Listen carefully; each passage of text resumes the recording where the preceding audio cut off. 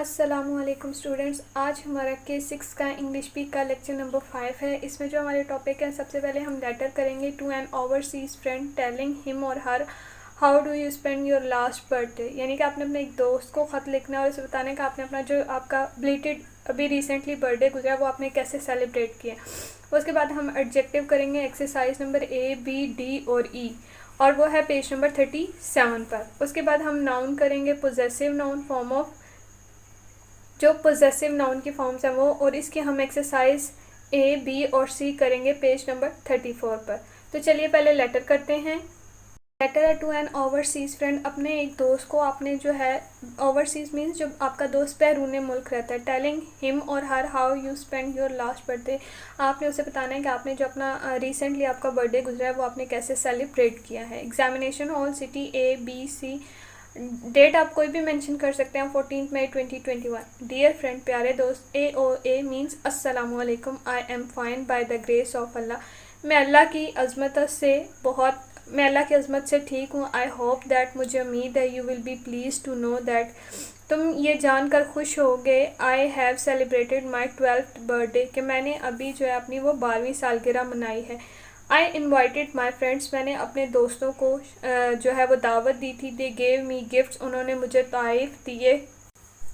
We made a lot of fun, हमने बहुत मज़ा किया। I missed your absence very much, मैंने तुम्हारी गैर मौजूदगी को बहुत मिस किया। आई होप दैट, मुझे उम्मीद है, we will celebrate my next birthday together, हम जो मेरा आने वाला जो सालगिरह होगी वो हम एक साथ मनाएंगे। Pay my regards to all at home, घर पर सबको मेरा सलाम या मेरा अदाब। Your loving friend XYZ। ये था हमारा लेटर, ये आपने अपनी कॉपी पर लिखना और याद करना है। अब हम जो है वो ग्रामर ट्री के पेज नंबर 34 पे आते हैं। स्टूडेंट्स, पेज नंबर 34 मैंने आपको बताया है नाउन पोजेसिव फॉर्म। सबसे पहले हम इसकी एक्सरसाइज नंबर A करेंगे। री right the phrases by using the apostrophe in the correct place. आपने जो वर्ड सेंटेंसेस आपको दिए गए, आपने उन सेंटेंसेस को जो है वो शॉर्ट फॉर्म में करना है और अपोस्ट्रॉफी के साथ करना है, मतलब जो बात उससे रिलेट होगी उसके साथ आप अपोस्ट्रॉफी S लगा के आगे बात कंप्लीट कर देंगे। फर्स्ट सेंटेंस है the flat owned by mister Moin, तो हम कह सकते हैं मिस्टर मोइन्स फ्लैट। नेक्स्ट है the cathedral named after S.T. Paul, S.T. Paul's cathedral. Third है the mineral resources of Pakistan, Pakistan mineral resources भी आगे आप लिख सकते हैं, ठीक है। उसके बाद है the patients of doctor Richard, doctor Richard's patients. The promotion of my son in law, my का M कैपिटल हो जाएगा, माई सन इन लॉज प्रमोशन। आप देखिए मैंने साथ अपोस्ट्रॉफी लगाया, तो आपने भी इसी तरह इनको अपोस्ट्रॉफी लगा के ही कंप्लीट करना है। नेक्स्ट सेंटेंस नंबर 6 है the defeat of the candidate, तो लिखेंगे कैंडिडेट्स डिफीट। सेवंथ है the baby of Benny and June's, Benny and June's baby. Eighth है the bicycle belonging to Bea's bicycle. Sentence number 9 है the salary of 3 months, तो हम T capital कर देंगे 3 months। अब यहाँ पे पहले मंथ्स लिखा हुआ था तो हमने इस S को कट करना है, अपोस्ट्रॉफी लगा के आगे S लगाना है और फिर सैलरी लिखना है, 3 months सैलरी। उसके बाद लास्ट है the son of mister Sameer and mister Tariq, तो लिखेंगे mister Sameer's and mister Tariq's sons. Sameer के आगे अपोस्ट्रॉफी S लगा देंगे और तारिक के आगे भी अपोस्ट्रॉफी S लगा के आगे सन्स लिख देंगे। नेक्स्ट हमारे पास है functions of the possessive form of nouns. The apostrophe with S at the end of the noun does not always show ownership. उन्होंने कहा है कि सेंटेंस के लास्ट पे सिर्फ जब हम किसी वर्ड के साथ अपोस्ट्रॉफी लगाकर S लगाते हैं तो इसका मतलब ये नहीं होता कि वो सिर्फ उसकी ऑनरशिप को शो कर रहा होता है। It also has other function, उसके कुछ और मतलब भी हो सकते हैं। Few of these are given below, इनमें से कुछ यहाँ दिए गए हैं जो डिटेल में मैं आपको आपके साथ बताती जाऊँगी। सबसे पहले उन्होंने कहा है टू शो आ रिलेशनशिप। किसी भी सेंटेंस उन्होंने पहले बताया कि ज़रूरी नहीं है हर जगह अपोस्ट्रॉफी का मतलब ऑनरशिप ही हो, डिफरेंट मीनिंग्स हो सकते हैं, डिफरेंट कैटेगरीज हो सकते हैं। तो उन्होंने यहाँ हमें सारी कैटेगरीज डिस्क्राइब की हैं। सबसे पहले हम वो करेंगे क्योंकि हमारी एक्सरसाइज नंबर जो B है वो इसी के अकॉर्डिंग बेस्ड है। टू शो आ रिलेशनशिप, किसी भी चीज़ का रिलेशनशिप बयान करने के लिए हम क्या कहते हैं, माई फादर्स कुलीग या द फार्मर्स वाइफ। अब देखें किसान की बीवी और मेरे बाप के कुलीग, तो ये उनका रिलेशनशिप था ना। रिलेशनशिप शो करने के लिए अपोस्ट्रोफी लगा के आगे जो भी था वर्ड लगा के उन्होंने एग्जाम्पल में रिलेशनशिप शो कर दिया। मतलब ऑनरशिप के अलावा रिलेशनशिप भी होता है जो पोजेसिव फॉर्म ऑफ नाउन की होती हैं, उसमें सिर्फ ऑनरशिप ही नहीं होती, रिलेशनशिप भी शो किया जाता है। और फिर यहाँ पे है टू शो अ क्वालिटी, किस तरह हम किसी भी चीज़ की क्वालिटी को बयान कर सकते हैं। क्वालिटी किसी की सिफ्त हो सकती है ना, तो किसी की क्वालिटी को हम किस तरह बयान कर सकते हैं, चाहे वो अच्छी है या बुरी है। इसकी एग्जाम्पल देखें, the police man's courage, the little girl smile, मतलब पुलिस की हिम्मत और छोटी लड़की की मुस्कुराहट। जब ये दोनों चीज़ें आएंगी तो ये किसी भी चीज़, इस तरह का अगर कोई सेंटेंस आएगा तो वो किसी भी चीज़ की क्वालिटी के लिए यूज़ होगा। To show a part of something, किसी भी चीज़ का हिस्सा बताने के लिए। The left eyes cornea and the car's front wheels, ये दोनों चीज़ें आपकी किसी भी चीज़ के पार्ट को शो करेंगे। उसके बाद लास्ट है आपके पास to show our descriptive aspect, children's footwear और वुमेन्स एक्सेसरीज, किसी भी जो आपके पास चीज़ें होंगी उनके डिस्क्रिप्टिव एस्पेक्ट्स यानी कि वो उनसे रिलेटेड चीज़ें हैं, तो उनको शो करवाने के लिए भी जो है वो possessive form of noun use किया जाता है। नेक्स्ट हमारे पास एक्सरसाइज नंबर बी है, look at the sentences given below and write down the function of the possessive form of noun italicized in each case, ownership, relationship, quality, part और description। जो पहला sentence है आपके पास, the plane's left wing stopped working at the time of landing. अब यहाँ पे planes left wing, ये उस चीज़ का उसके साथ रिलेशनशिप है, हवाई जहाज़ के जो विंग हैं वो उसके साथ जुड़े होते हैं, तो ये उन दोनों का रिलेशनशिप है। Have you seen Adeel's new mobile phone, Adeel's new mobile phone. अब देखो वो अदील की जो है वो कस्टडी में हो गया ना, अदील की चीज़ है, अदील के पास ही रहेगी, तो अदील उसका मालिक हो गया, इसलिए यहाँ पे ऑनरशिप हो गया। Everyone notice the speakers nervousness on stage, अब यहाँ पे डिस्क्रिप्टिव है। अब सेंटेंस है आपका स्पीकर्स नर्वसनेस, जो बोलने वाला था वो थोड़ा नर्वस था, तो ये उसकी एक जो है डिस्क्रिप्शन हो गई। उसके बाद है a new range of men's perfume was launched recently. Men's perfume है, अब परफ्यूम आपको पता है क्वालिटी में आता है, इंसान जो है वो सोच समझ के इस चीज़ का इंतखाब करता है, तो इसलिए ये क्वालिटी हो गई। Ammar's best friend Afzal has gone to the UK for studies. अब देखें यहाँ पे बेस्ट फ्रेंड है अमार का, तो ये आपका रिलेशनशिप है। The little girl's brother was a tall boy 8 years of age, यहाँ पे भी रिलेशनशिप आ गया। Kashish watch was lost in a crowded cafe, यहाँ पे ऑनरशिप हो गया। सेंटेंस नंबर 8 आपके पास है, the car's rear tyre went flat just as it started, तो ये पार्ट है क्योंकि कार का जो असल टायर था वो फ्लैट हो गया था, ये उसका हिस्सा था। The child's happy face was all the satisfaction Paul needed for his good deed, ये आपकी क्वालिटी हो गई। And the last sentence is the girl's beautiful writing delighted the teacher, ये भी क्वालिटी होगी। अब हम जो है वो नीचे using the possessive form of noun करेंगे। यहाँ पे है with plural noun that end in an S, आपके पास अगर कोई प्लूरल जमा का कोई नाउन होता है जिसके आगे ऑलरेडी ही एस लगा होता है, use only the apostrophe without an extra S.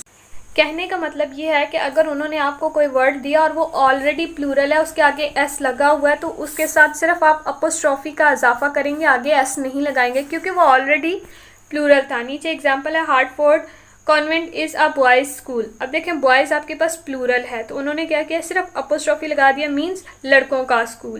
उन्होंने उसके आगे अपोस्ट्रोफी लगा के दोबारा एस नहीं लगाया। Proper noun that ends in an s can take either only the apostrophe or an apostrophe with s। Proper noun जो हैं जो एंड होते हैं एक एस के साथ में, तब आपके पास एक प्रॉपर नाउन दे दिया गया, उसके साथ एस लगा लिया गया, तो समटाइम वहाँ पर हमें आगे जो प्रॉपर नाउन आपको हमने पीछे पढ़ा था, प्रॉपर नाउन क्या होता है, किसी भी खास शख्स, जगह या चीज़ के नाम को हम प्रॉपर नाउन कहते हैं। अगर उसके साथ पहले ही एस लगा हुआ तो हम फिर कॉमा लगा के यानी कि अपोस्ट्रोफी लगा के आगे एस मेंशन करेंगे। समटाइम ज़रूरत होती है, समटाइम नहीं होती। आई मेट मिस्टर हारिस, अब देखें हारिस के आगे लास्ट पे ऑलरेडी एंड है क्योंकि उसके नाम के साथ है, तो हमने क्या किया, अपोस्ट्रोफी लगा के आगे एस लगा दिया। Younger son today. In compound nouns only the last word has the possessive form. अब उन्होंने कहा है जो कंपाउंड नाउन है, हमने रिसेंटली पढ़ा था कंपाउंड नाउन वो होते हैं जो दो नाउन्स को मिलाकर बनते हैं, तो उसके लास्ट पर सिर्फ हम पोजेसिव फॉर्म का इजाफा करेंगे अपोस्ट्रोफी लगा के और बात वाइंड अप हो जाएगी। जैसे यहाँ पे आपका कंपाउंड नाउन है ब्रदर इन लॉ। अब देखिए हम ब्रदर्स नहीं कर सकते थे, इन्स भी नहीं कर सकते थे, तो क्या किया, उसके लास्ट पे अपोस्ट्रोफी लगा के हमने एस लगा दिया। लास्ट आपके पास है when something belong to more than one person, जब कोई चीज़ किसी एक इंसान से ज़्यादा चीज़ों के साथ बिलोंग करती हो, the joint ownership is shown by using an apostrophe with S only after the last name. जब आपके पास एक कोई चीज़ है वो काफ़ी सारे लोगों के साथ बिलोंग करती है, वो उसकी ऑनरशिप में भी होती है, तो हम वहाँ पे सिर्फ जो अपोस्ट्रोफी के साथ एस का इजाफा करेंगे, लेकिन सिर्फ लास्ट वाले हिस्से के साथ। I love playing with Jim and Jenny's dog Rover. अब देखें यहाँ पे जिम एंड जेनी दो नाम थे, ऑनरशिप हो गई, डॉग उनकी ऑनरशिप में है, तो जिम्स एंड जेनीज तो नहीं कर सकते थे ना, तो क्या किया, जिम एंड जेनीज के साथ, यानी कि दो नामों के लास्ट वाला जो हिस्सा होगा उसके साथ आपने अपोस्ट्रोफी लगा के एस का इस्तेमाल करना है। जी लास्ट एक्सरसाइज है let's revise. Use the possessive form of noun in the place of the italicized phrases in the sentences below. The first one has been done as an example. उन्होंने कहा है कि हमारे पास नाउन है वो italicised में दिए गए हैं, हमने उनको देखना है और उनके साथ जो पोजेसिव नाउन के साथ उनको ठीक करना है। पहला सेंटेंस उन्होंने हमें दिया गया है, हम वो देखते हैं पहले। Akmal's hurled the books belonging to Sam's across the room. Akmal hurled Sam's books across the room. अब ये जो जितनी भी एक्सरसाइज है ये मैंने आपको यहाँ पे नहीं करवाई, क्योंकि अगर मैं यहाँ पे लिखती तो बहुत मेसी हो जाना था, इसलिए मैंने ये एक पेज पे किया। मैं सिर्फ आपको 2 सेंटेंसेस समझाऊंगी, बाकी आप एज इट इज़ खुद करेंगे। जिस तरह मैंने यहाँ पे हेडिंग दिया, आप इसी तरह जब इसे कॉपी पे लिखेंगे तो इसी तरह हेडिंग देंगे। फर्स्ट सेंटेंस हमने कर लिया था, सेकेंड सेंटेंस देखें। The jewellery of the princess was stolen, तो ये the princess jewellery was stolen, उन्होंने पहले यहाँ पे एस का इजाफा किया हुआ था, तो हमने सिर्फ अपोस्ट्रोफी लगा के बात को वाइंड अप कर दिया। नेक्स्ट हमारे पास the bag of my mother in law went missing on the flight. जब हमने पीछे पढ़ा था जो हमारे कंपाउंड नाउन होते हैं उसमें सिर्फ हम लास्ट वर्ड के साथ जो है अपोस्ट्रोफी का इजाफा करेंगे, बाकी किसी के साथ नहीं। My mother in law's bags went missing on the flight. देखिए हमने जो है यहाँ पे mother in law last word था, इसके साथ अपोस्ट्रोफी लगा के एस कर दिया।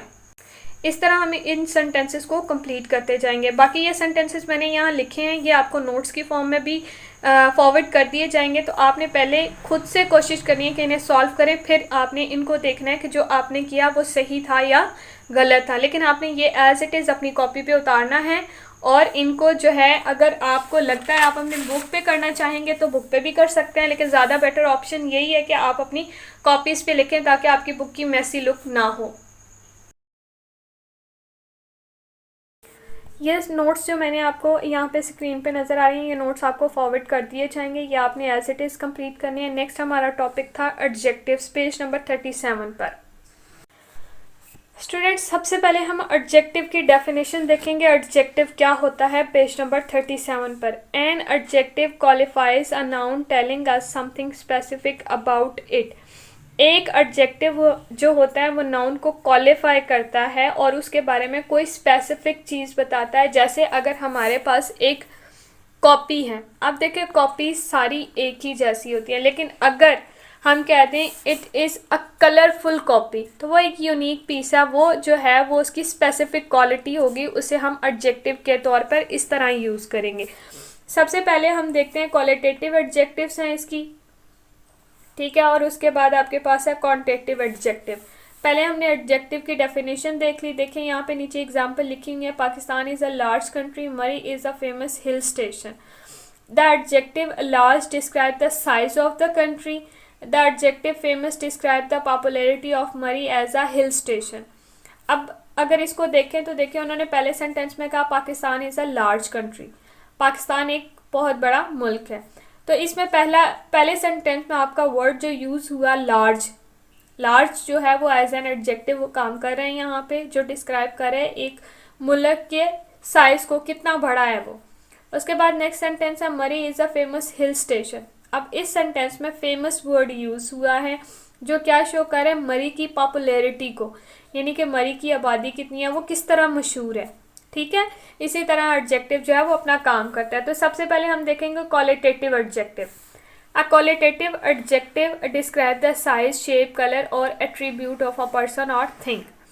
जो क्वालिटेटिव एडजेक्टिव होता है वो किसी भी चीज़ की साइज, शेप, कलर और एट्रीब्यूट को, चाहे वो किसी चीज़ की हो या किसी इंसान की, उनको बताता है। What a beautiful house, I never wear a blue shirt, why have you given me a broken pencil to write with. ठीक है, वो उसका colour, size, shape, attribute, qualities सब कुछ इसमें आ जाएंगी, वो आपकी क्वालिटेटिव एडजेक्टिव होंगी। नेक्स्ट टॉपिक है आपके पास quantitative adjectives. A quantitative adjective describe the amount और quantity of uncountable nouns and the number of the countable nouns. अब क्वांटिटेटिव क्या होता है? क्वांटिटेटिव एडजेक्टिव वो होता है जो किसी भी चीज़ की क्वांटिटी को शो करे कि वो चाहे कम मिकदार में कम है या मिकदार में ज़्यादा है। उसमें अनकाउंटेबल नाउन्स भी आ जाएंगे और काउंटेबल नाउन्स भी आ जाएंगे, क्योंकि हमने तादाद को देखना है। ठीक है, she beliefs the successful people show little kindness, the examination was taken by 78 candidates. अब देखें यहाँ पे लिटिल वर्ड यूज़ हुआ, तो लिटिल आपका कैटेगरी में आता है ना काउंटिंग में, कम ज़्यादा। 78 आपकी गिनती है, इसको हम काउंट कर सकते हैं, तो ये आपके क्वांटिटेटिव एडजेक्टिव है। नेक्स्ट जो टॉपिक है हमारे पास वह है पोजेसिव एडजेक्टिव्स। अब पोजेसिव एडजेक्टिव्स क्या होते हैं? Like possessive pronouns, possessive adjective also specify ownership और relationship but they don't replace the noun.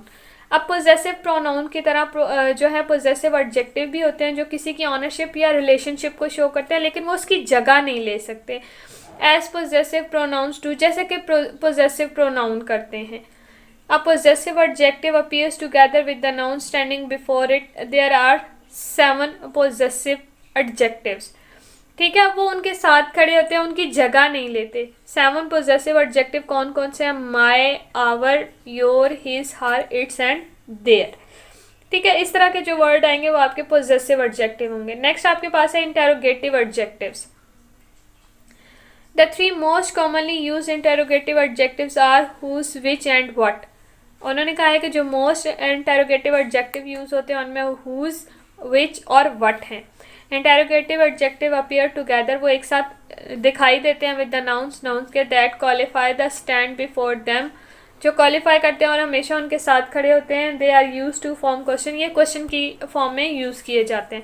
Whose, shoes और these, which books did you like reading the most, what reasons are you going to give for being absent. Next आपके पास है demonstrative adjectives. Like demonstrative pronounce, demonstrative adjective also point at something or something and the help to the listener to understand exactly what or whom the speaker is talking about। अगर इसको easy word में convert करें तो demonstrative adjective वो होते हैं जो आपको इशारतन करके बात बताई जाए। जैसे हम कहते हैं ना, this is a book, that is a book, that is a glass. ये चीज़ें आपकी जो हैं, हम इसके लिए इशारा करते हैं ना, this is a book, this के साथ आपने इशारा कर दिया, that is a girl, that के साथ आपने इशारा कर दिया। ठीक है, तो ये चीज़ें जो आपकी हैं वो डिमॉन्स्ट्रेटिव एडजेक्टिव के साथ आ जाएंगी। This pen is not writing, do you have another. अब यहाँ पे दिस का इस्तेमाल आ गया। That girl score the highest in the term end test, यहाँ पे दैट हो गया। ठीक है, फिर दीज भी है नीचे, I think you are looking for these papers. तो ये चीज़ें इशारे के लिए हम यूज़ करते हैं, तो वो आपके डिमॉन्स्ट्रेटिव एडजेक्टिव होते हैं। सबसे पहले हम एक्सरसाइज नंबर ए करेंगे। आप एक्सरसाइज नंबर ए देखिएगा। Read each of the sentences given below and say whether the statement following each one is the true or false। आपने स्टेटमेंट पढ़नी है। स्टेटमेंट में जो हाईलाइटेड वर्ड होगा या जो इटैलिक वर्ड होगा उसको देखना है और उसके अकॉर्डिंग आपने डिसाइड करना है कि वो सेंटेंस ट्रू है या फॉल्स है। Whose doorbell did you ring by mistake? Here whose is an interrogative pronoun। अब उन्होंने कहा है यहाँ पर जो है सेंटेंस में whose का वर्ड इस्तेमाल हुआ है, तो क्या यहाँ पर वो इंटेरोगेटिव प्रोनाउन के तौर पर इस्तेमाल हो रहा है? तो नहीं हो रहा, ये फॉल्स है। My favourite colour is black, what is yours. Here what is an interrogative adjective. नहीं, हमने ऊपर पढ़ा था कि ये चीज़ें जो हैं अगर इंटेरोगेटिव के साथ आएंगी तो ये नाउन को साथ लेकर चलेंगे। यहाँ पर नाउन हमारे पास मौजूद ही नहीं है। ठीक है, तो इसलिए ये भी आपका फॉल्स है। Which book did you want to borrow from the library. Here which is an interrogative adjective. यहाँ पर इंटेरोगेटिव एडजेक्टिव है क्योंकि नाउन आप इस्तेमाल कर रहे हैं, इसलिए ये आपका ट्रू है। What remark did she make that got you so angry. Here what is an interrogative pronoun, तो ये भी आपका फॉल्स है। नेक्स्ट भी आपने इसी तरह ही करना है। Who is that bag lying in the corner. Here who is an interrogative pronoun, तो ये आपका ट्रू है। What is the menu for today, here what is an interrogative adjective, नहीं, यहाँ पर फॉल्स आ जाएगा। Which purse do you want, the grey और the black, here which is an interrogative pronoun, ये आपका ट्रू है। सेंटेंस नंबर 8 है, who story should I believe, his और yours, here whose is an interrogative pronoun, ये आपका true नहीं है। What size shoes do you wear, here what is an interrogative adjective, तो ये आपका ट्रू है। To whom should I give this book, here whom is an interrogative adjective, ये आपका फॉल्स है। उसके बाद हम जो है वो एक्सरसाइज नंबर बी करने से पहले नाउन्स एंड एज एडजेक्टिव्स को थोड़ा सा डिस्कस कर लेते हैं। This usage is very common and the nouns used as adjective retain their original form. He gave her a diamond ring on their first anniversary. अब उन्होंने कहा है कि ये जो नाउन और एडजेक्टिव है, नाउन एज एडजेक्टिव, जो आपके वर्ड नाउन होंगे ना, उनको आपने एज एडजेक्टिव यूज़ करके कुछ सेंटेंसेस बनाने हैं, जैसे डायमंड रिंग, ठीक है। Here diamond function as an adjective, अब जो डायमंड क्या है वो आपका फंक्शन अदा कर रहा है एडजेक्टिव के तौर पर, जबकि रिंग आपका यहाँ पर नाउन की कैटेगरी में यूज़ हो रहा है। यहाँ पर कुछ सेंटेंसेस दिए गए हैं, मैं आपको वो कंप्लीट करवाऊँगी, कुछ मैं करूँगी, कुछ आप खुद करेंगे, कि देखें आपको कितनी बात समझ आई है।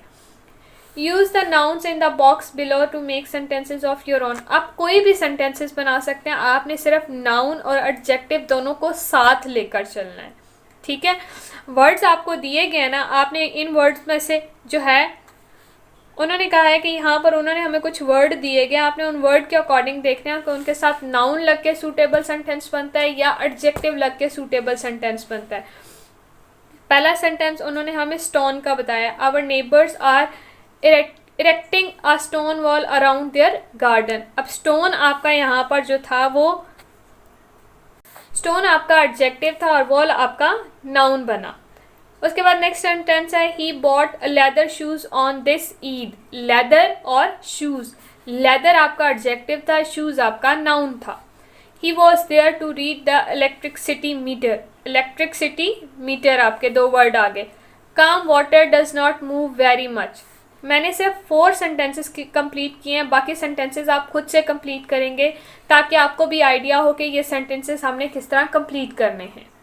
जी, मैंने पेज नंबर 39 पे आपको काम करवाया। 39 पे आपने जो है वो बाकी सेंटेंसेस खुद बनाने हैं। उसके बाद मैंने पेज नंबर 40 और 41 जो है वो कट किया है क्योंकि वो आपके सिलेबस में इंक्लूड नहीं है। अब हम जो है वो पेज नंबर 42 देखेंगे, इसमें है लेट्स रिवाइज, ठीक है। Fill in the blanks in the sentences by choosing appropriate adjectives from the given in the box. उन्होंने हमें ये कुछ बॉक्सेस में वर्ड्स दिए हैं, इनके अकॉर्डिंग हमने सेंटेंसेस को कंप्लीट करना है। This room has been decorated by my daughter. My daughter. Dash child received a small gift. Every child received a small gift.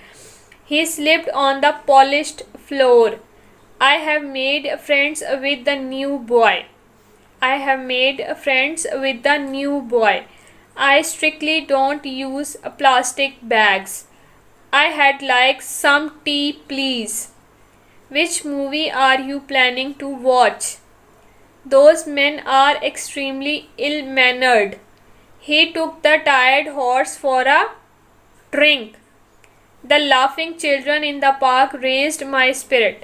ठीक है, ये आपने इसी तरह जो है वो कंप्लीट करने हैं। उसके बाद एक्सरसाइज नंबर जो है ई, हमने एक्सरसाइज नंबर ए की, एक्सरसाइज नंबर बी की, एक्सरसाइज नंबर सी हमने नहीं करनी, वो हमारे सिलेबस में शामिल नहीं है। एक्सरसाइज नंबर डी मैंने आपको करवाई। अब जो है वो हम एक्सरसाइज नंबर ई करेंगे। Fill in the blanks with the type of adjectives mentioned in the brackets. हमने पीछे पढ़ा था क्वालिटेटिव, क्वांटिटेटिव, डिमॉन्स्ट्रेटिव और पोजेसिव और इंटेरोगेटिव। उन्होंने हमें कहा है कि हमने आगे मेंशन कर दिया, आपने उसके अकॉर्डिंग सेंटेंस को कंप्लीट करना है। Every teacher praise the smartest student, smartest student qualitative है ना, क्वालिटी इज स्मार्ट, ठीक है। It gives me immense pleasure to welcome you all, ये क्वांटिटेटिव है। The cat kept on licking her injured paw, qualitative. These files have been lying here for weeks, demonstrative. Which story was the best in the competition? Interrogative. There are erecting a stone wall around the park. Stone wall तो noun हो गया. The boatman clearly saw the brewing storm. ing और verb हो गया, यानी कि first form के साथ आपने ing ऐड कर लिया. Throw away these rotten bananas, ठीक है, ये भी आपका वर्ब हो गया. I somehow manage to enter the crowded bus, ED हो गया वर्ब के साथ. These thieves had forced open the barred windows, ED के साथ वर्ब हो गया. ये जिस तरह मैंने आपको कंप्लीट करवाया, आपने इसी तरह इनको अपनी बुक पे कंप्लीट कर लेना है. जी, हमने सबसे पहले लेटर किया था to an overseas friend telling him और her how you spend your last birthday. उसके बाद मैंने आपको पोजेसिव फॉर्म ऑफ नाउन पहले करवाया, पेज नंबर 34 पे था. एक्सरसाइज नंबर ए, बी और सी हमने कंप्लीट की है. देन हमने एडजेक्टिव किया, exercise number A, B, D और ई की है. सी आपके सिलेबस में इंक्लूड नहीं थी, पेज नंबर 37 पर. हमारा आज का लेक्चर कंप्लीट हुआ. Stay safe. अल्लाह हाफिज़. फ़ी अमानिल्लाह.